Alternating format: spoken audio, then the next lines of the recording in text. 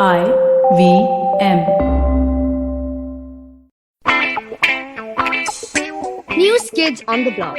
We bring to you stories that top the nation's papers. Fresh from the Ascent International School and IVM desk. Hi, I'm Kavya. I'm Anya. And I'm Trivik. And welcome to this episode of News Kids on the Block, where we give you all the top news updates of the week. Today, lucky you, we have a COVID update in which both our stories are vaccine related. Good news.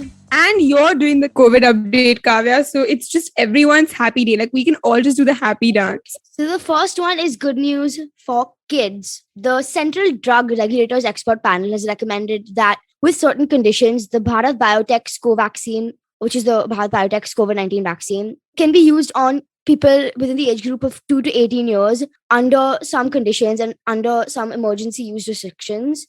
The final approval has not come yet, but it's been submitted. The idea has been submitted. The recommendation has been submitted. And now it just needs to be authorized. But this is a really big step in vaccinating the whole population of our country and making India safer in general when it comes to COVID. The second story we have is something that we talked about a few episodes ago, but now that's been turned upside down. If you are unaware, in the UK, even though the Covishield vaccine was on the list of approved vaccines, Indians who had both doses of the vaccine still had to undergo a quarantine period of 10 days in the UK. But that rule has now been revoked. So now Indians with both doses of the Covishield vaccine who are traveling to UK will not have to undergo a quarantine period. And with that, I will pass the story on to Anya, who has some good news for all of those young people out there listening to us. I'll pass on the story to her, and she's got some news about schools and colleges reopening. Yes, for all of the students who thought that they would love to sit at home the rest of their lives and move on with their lives, it turns out that might not be the case because the Maharashtra government announced the opening of schools from the 4th of October, which was a while back. We actually went to school for a day, which was really interesting and different and weird, but very reminiscent of a time that seems very long ago at the same time. Wednesday, the 13th of October, the Maharashtra government announced that colleges would be open from October 20th. However, for colleges, the students must be fully vaccinated. So this is some really great news, some really exciting news.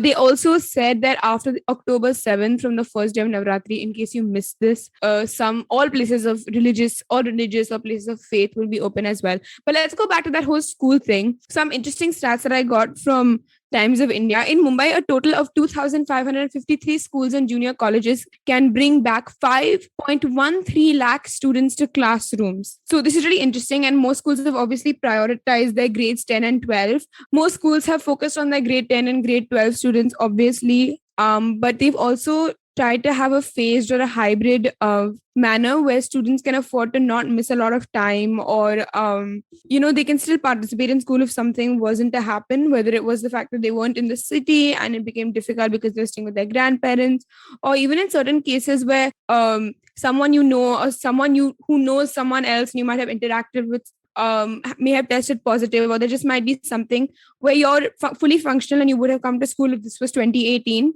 but that's not the case. So the point is, you can't run away from school and it's coming back for you, and this is some great news, especially given all of the mental health impacts that we've read about and talked about in the past regarding schools.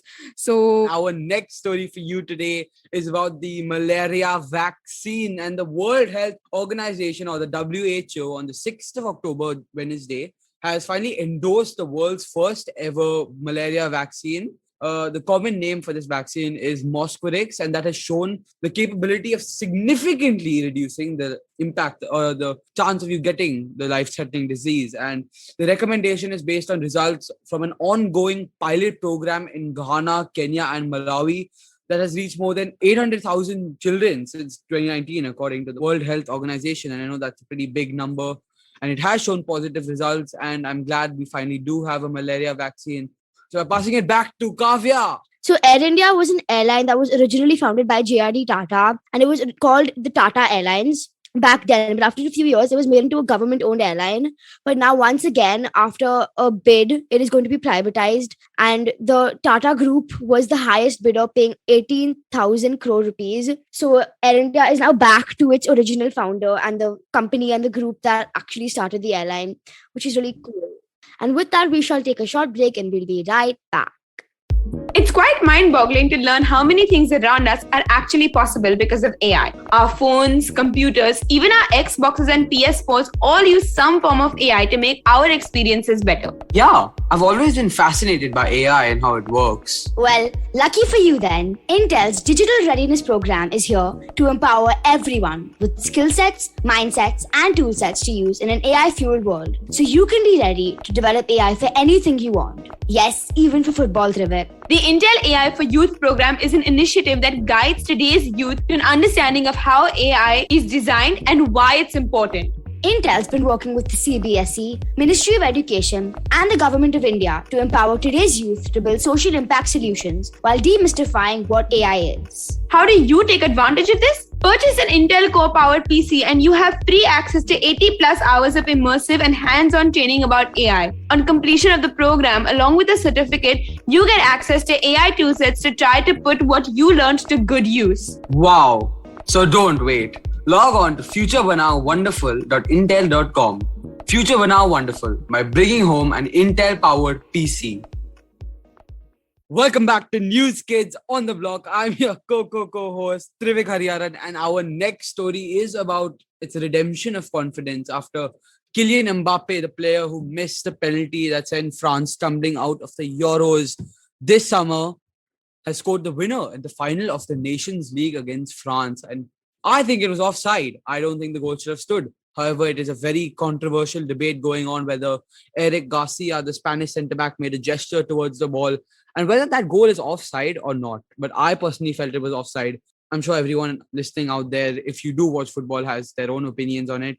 But Kylian Mbappe scored the 80th minute to give France a 2-1 lead against Spain, which eventually won them the trophy. Spain beat Italy in the semi-finals, while France had a miraculous comeback against Belgium to win in the last kick of the game. Both of those matches were brilliant. I pity you if you didn't get a chance to watch them. I personally only watched the France-Belgium game. It was a cracker. But let's talk about the final. I think France, maybe they did deserve to win this game, but the way they did it, I don't feel was fair. There is a lot of controversy over whether the winner should have stood or not. But for the match winner, Kylian Mbappe, he's still a young player. He missed the big penalty against Switzerland in the shootout this Euros. And I'm sure this will do the world of good for his confidence. And with that, I will pass it on to Anya for our last story of the day. Thank you, Trivik. So what I'd like to talk about is on Wednesday, the 13th of October, Prime Minister Narendra Modi unveiled a 100 lakh crore Gati Shakti plan. What does Gati Shakti mean? Let's break it down. Gati actually means speed and Shakti means power. So he's essentially saying power through speed. But what Narendra Modi said that, and I'm quoting him here, we are laying a foundation for the next 25 years. This national master plan will give Gati Shakti to development plans of the 21st century and will help in the timely completion of these plans. But what exactly is this Gati Shakti situation?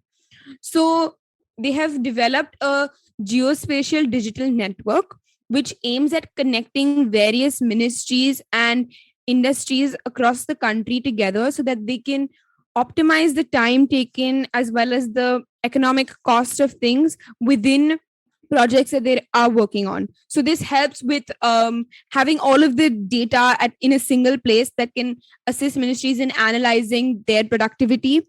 There's one platform for synchronization.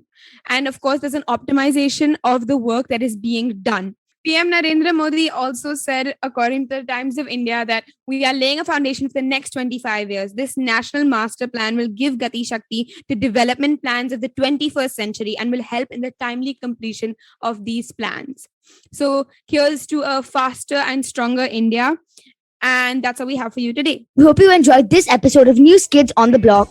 Don't forget to tune in to us every Friday for our fresh take on the news from across the globe. If you like this podcast, don't forget to check out other podcasts on the IVM network. You can listen to us on the IVM Podcast app or ivmpodcast.com.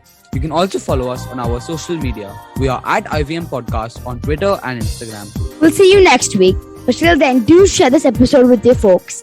Stay safe. And don't forget to do your homework.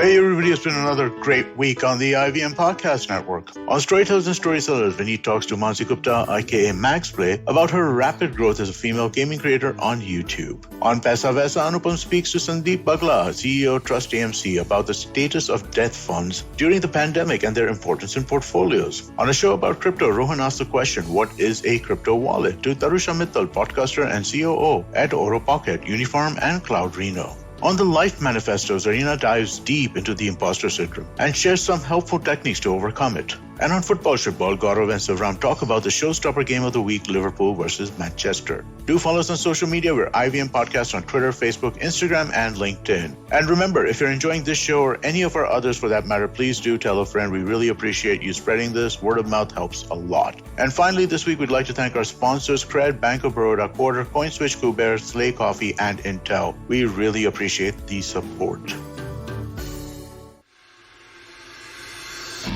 If you're a cricket fan, check out Edges and Sledges, India's favorite cricket podcast. The podcast focuses on Indian cricket, the IPL, and has a ton of banter both on and off the field. We talk about the week's biggest cricket stories with current and ex-international cricketers, coaches, or sometimes just between us. And it's hosted by me, DJ. Me, Varun. And me, Ashwin. New episodes release every week.